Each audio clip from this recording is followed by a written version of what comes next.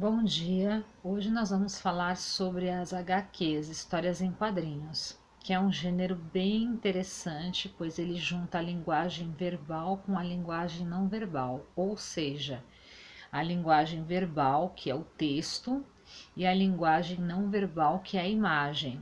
Né? Então a gente sempre fala, né, que o aluno, ele às vezes ele foca só no que está escrito e esquece de observar a imagem. A imagem ela também transmite uma mensagem.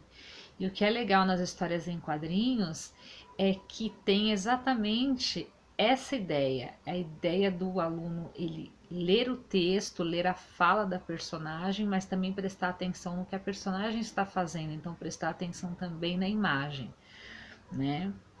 E como todo gênero narrativo, a história em quadrinhos ela tem os elementos que vocês já conhecem, que é personagens, tempo, espaço, ações e foco narrativo.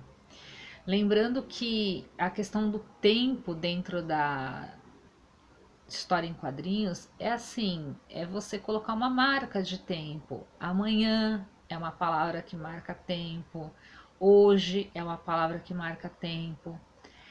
No mês passado, naquela tarde de domingo. Então, palavras que estão ligadas ao calendário são palavras que marcam o tempo, tá?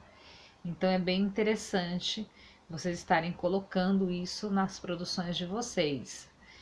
E a questão do espaço é o lugar onde acontece a narrativa, né? Onde que se passa a narrativa, em que lugar, né? Tem que se ter um cenário. Às vezes uma história em quadrinhos, dependendo do tamanho da história, ela tem mais de um cenário. Ela tem vários espaços, vários cenários. Como a gente está propondo para vocês em casa fazerem uma história em quadrinhos sobre a pandemia, talvez vocês vão fazer uma história em quadrinhos pequena, né? Não vai ser necessário o uso de tantos cenários, tantos espaços diferentes. Mas se fosse uma história em quadrinhos maior, aí teria mudança de cenário, né? Bom, além desses elementos da narrativa que são presentes nas histórias em quadrinhos, nós também temos o uso do discurso direto, né? O discurso direto, que é a fala do personagem, né? Direta ali dentro do texto, também está presente nas histórias em quadrinhos, porque as histórias em quadrinhos elas são o quê? Um diálogo, é um diálogo de um personagem com o outro. Então vai ter sempre o uso do discurso direto. Bom, além de tudo isso que eu falei, tem os sinais de pontuação.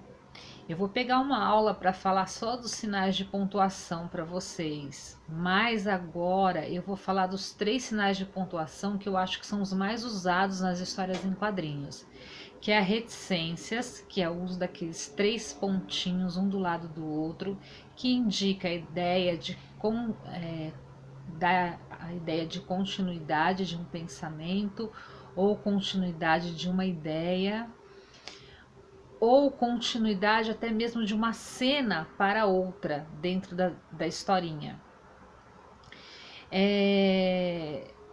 O uso da exclamação, que é o ponto de exclamação, ele sempre vai demonstrar admiração, espanto, enfim, o ponto de exclamação ele sempre vai trazer assim, né, um ênfase em algo que está sendo falado, que está sendo dito, né, ou até mesmo na reação da personagem. E o ponto de interrogação ele vai exprimir dúvida, incerteza de algo. Né? Então, esses 3 sinais de pontuação são os mais utilizados. Aí, numa outra aula, eu falo dos outros sinais de pontuação que tem, que talvez não sejam tão usados agora no momento, tá? Agora eu vou falar dos recursos gráficos, que são os balões. Nós temos vários tipos de balão. Nós temos o balão que representa a fala, que é esse que eu estou mostrando agora para vocês, tá? Esse é o balão mais simples. Nós temos o balão que representa o pensamento das personagens. Então, quando a personagem está pensando, você coloca esse balãozinho aqui que parece uma nuvenzinha. Nós temos o balão dos ruídos ou barulhos, que é representado por este, que está nas minhas mãos agora. E dentro dele vai sempre uma palavra, né? Por exemplo, eu quero representar o barulho da campainha tocando, din-dom. Então eu vou escrever lá, din-dom. Eu quero colocar o barulho de alguém batendo na porta, toque-toque. Então essas palavrinhas, elas se chamam onomatopeias, são figuras de linguagem. Também nós vamos trabalhar isso num outro momento, tá? Mais aprofundado. Agora é só para vocês saberem que é um recurso e tentarem usar. Tem esse balão aqui, olha, que é o balão tracejado. O balão tracejado, ele representa o quê? As duas personagens cochichando, né? As duas ou mais personagens cochichando. Tem o balão com essa lâmpadazinha acesa dentro, tá? Esse balão, ele representa tive uma ideia. Ao invés de você escrever, né, tive uma ideia, você desenha o personagem e coloca esse balão. Significa que ele está tendo uma ideia. Temos também este, que é o ponto de exclamação. Você pode só desenhar o personagem e colocar um balão com um ponto de exclamação dentro.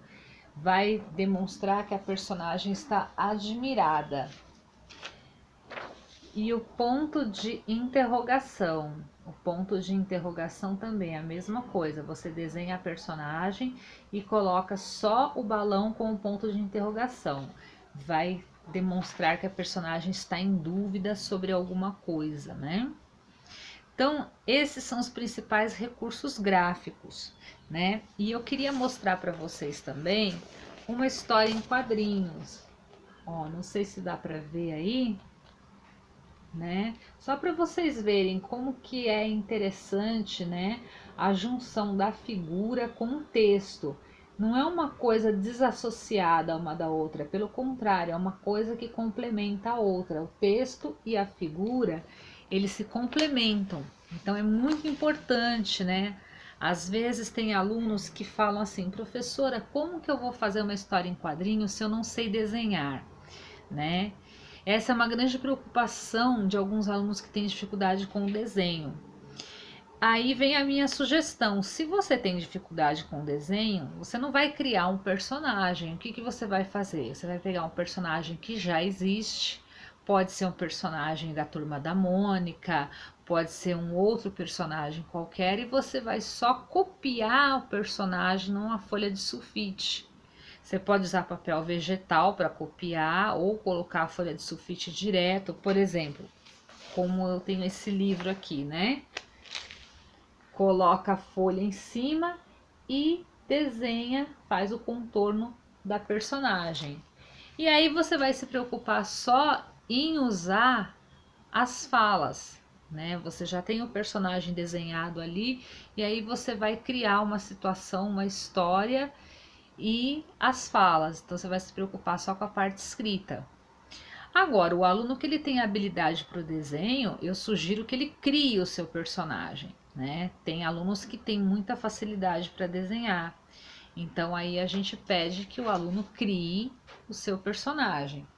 Qual a ideia para esse momento? A ideia é que vocês peguem uma folha de sulfite como essa aqui e dividam em 6 partes. Vocês vão ter uma historinha com 6 cenas. Olha que bacana. Professora, mas eu posso fazer mais de 6 cenas? Claro que pode. Se você quiser fazer 8, 10 cenas, 12 cenas, fique à vontade. Mas o mínimo são 6 cenas. O que você pode fazer? No primeiro quadradinho aqui, colocar o nome da história e aproveitar os outros 5 para fazer a sua história, né? Então, é isso que a gente está pedindo agora nesse primeiro momento. Uma história com no mínimo 6 cenas. E eu fiz a minha aqui Eu não sou expert em desenho, tá? Eu vou colocar perto para vocês verem. Fala sobre a pandemia, né? Então, eu coloquei aqui os personagens, cada um deles com a sua fala, né? A professora não é tão boa de desenho também, mas a gente faz o que pode. E você aí em casa vai fazer da maneira que você achar melhor também, que você achar mais viável. Como eu falei, ou copiando ou criando, tá? Agora é importante o quê? Lembrar dos recursos, lembrar que é uma mistura de linguagem verbal com linguagem não verbal. Então o desenho é que nem já me perguntaram, professora, posso desenhar boneco de palitinho? Eu não vou dizer que não pode, mas a gente tem que pensar o seguinte, na qualidade do que está se fazendo, né? Se a gente tem um gênero, que é o gênero histórias em quadrinhos, ele junta figura e imagem, né? E texto, você tem que dar um valor à imagem, então não pode ser uma imagem qualquer, tá? Então vamos usar os recursos. Eu mostrei para vocês os balões, tá? Mostrei para vocês as características básicas, tá? Não é nada aprofundado, aqui é só uma pincelada do assunto, só para que vocês fiquem mais seguros de fazer as produções de vocês, tá bom? Espero que tenha ajudado. Qualquer dúvida, né? Deixa quem tem Facebook lá, professora, deixa um recadinho lá no Facebook. Quem não tem, fala com as coordenadoras que elas passam para a gente tira as dúvidas e assim a gente vai caminhando, tá bom? Então até o próximo vídeo, tá? Beijos, tchau!